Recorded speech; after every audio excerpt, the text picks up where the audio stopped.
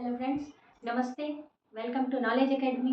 आज हम चंद्रगुप्त द्वितीय के बारे में बातें करेंगे और देखेंगे कि इसमें क्या क्या इम्पोर्टेंस है। तो टाइम को आज वेस्ट नहीं करते हैं और डायरेक्ट टू द पॉइंट पे आते हैं। तो चलिए, हमने पहले वाले वीडियो में हमने देख रहा था कि समुद्रगुप्त तक हमने कर चुका है। तो आगे अब देखते हैं क्या है कि समुद्रगुप्त के बाद गुप्त साम्राज्य का जो उनके बाद जो उनका प्रभार जो संभाले थे वो कौन संभाले थे? तो रामगुप्त संभाले थे उनका प्रभार। चंद्रगुप्त द्वितीय उस टाइम नहीं संभाले थे। यहाँ पर एक स्टोरी है, मैं वो स्टोरी आपको बताना चाहती हूँ कि रामगुप्त इनके क्या है, इनके समुद्रगुप्त और दत्त देवी के पुत्र जो बड़े पुत्र हैं वो रामगुप्त हैं। वो सबसे पहले गद्दी पर बैठे। तो इनके ही शासनकाल में शकों का क्या हो गया, आक्रमण हो गया और उनसे ये युद्ध में रामगुप्त हार गए। हारने के बाद शकों ने इनकी पत्नी ध्रुव देवी को उसने मांगा, उसे चाहिए, ध्रुव देवी को उसने मांग लिया। लेकिन ये पराजित होने के बाद भी रामगुप्त क्या किए कि उसकी जो ये डिमांड था, उसकी जो ये मांग थी, उसको इन्होंने मान लिया कि चलो ठीक है, हम अपनी पत्नी ध्रुव देवी को आपको सौंपेंगे।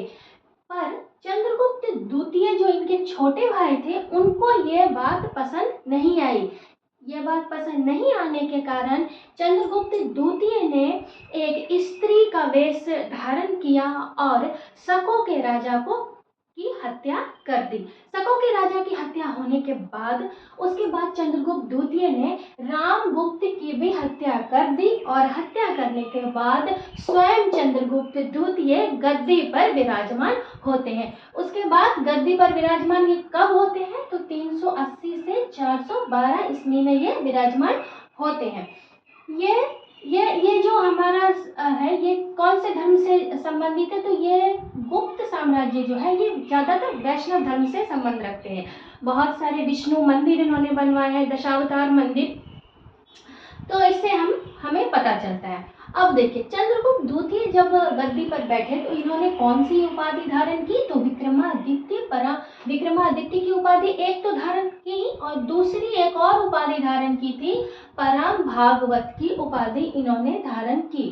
परम भागवत की इन्होंने उपाधि धारण की। इनका भी साम्राज्य बहुत विस्तृत था, विशाल था, समृद्ध साम्राज्य था। इन्होंने भी सिक्के चलवाए थे, सोने के सिक्के चलवाए थे, जिसका जो ग्राम था वो 8 ग्राम का इनका सोने का सिक्का था और उसमें इनका चित्र था, तलवार लेते हुए युद्ध के पोज का जो एक होता है पूरा, वो उसमें वो सिक्के पर वो उकेरा गया था।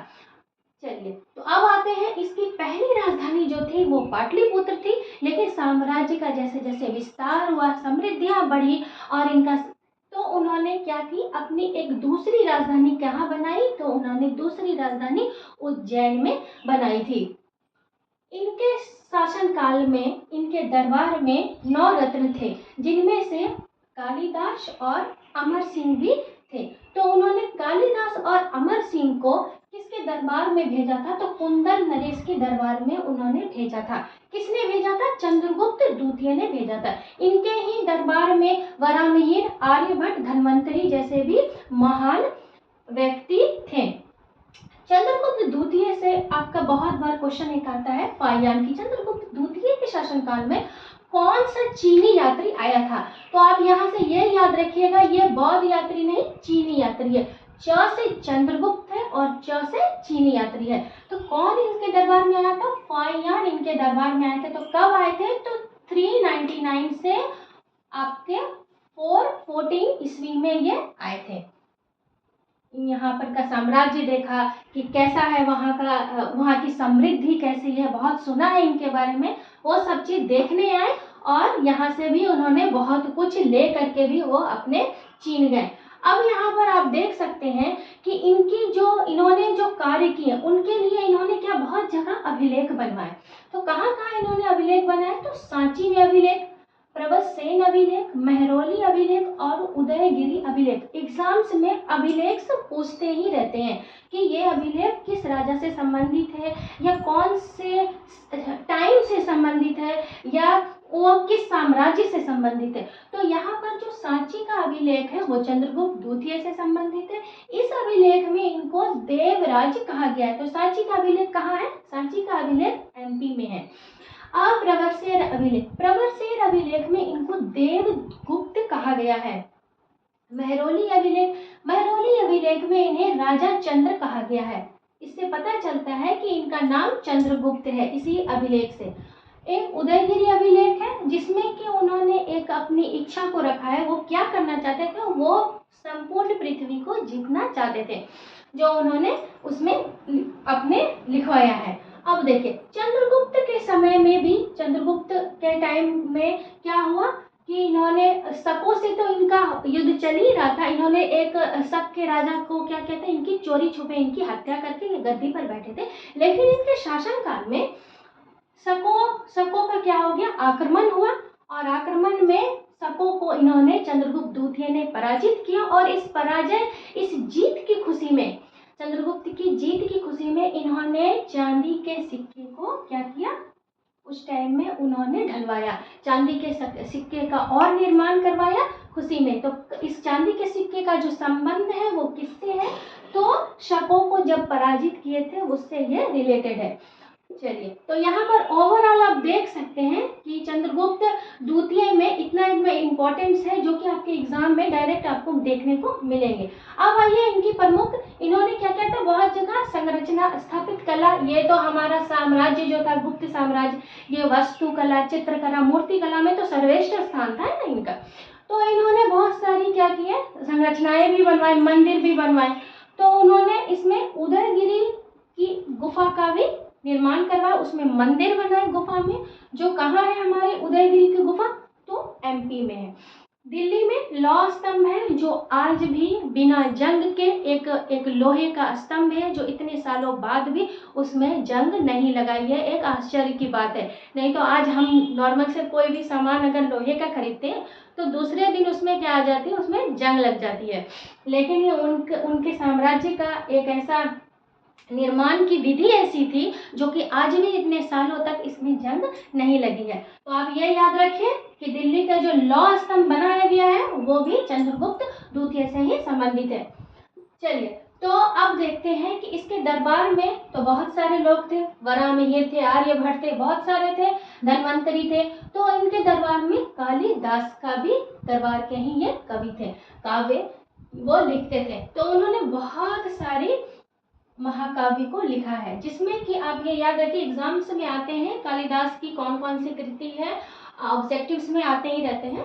तो आप देखिए कि इन्होंने क्या क्या लिखा है। तो कालिदास ने इसको आप जरूर याद कीजिएगा, विक्रमोर्वशीयम इन्होंने एक काव्य लिखा है। विक्रमोर्वशीयम थोड़ा सा आप रिलेटेड कीजिए कि ये किसके दरबार में थे? तो चंद्रगुप्त द्वितीय। और चंद्रगुप्त द्वितीय कौन सी उपाधि धारण किए थे? तो विक्रमादित्य की उपाधि धारण किए।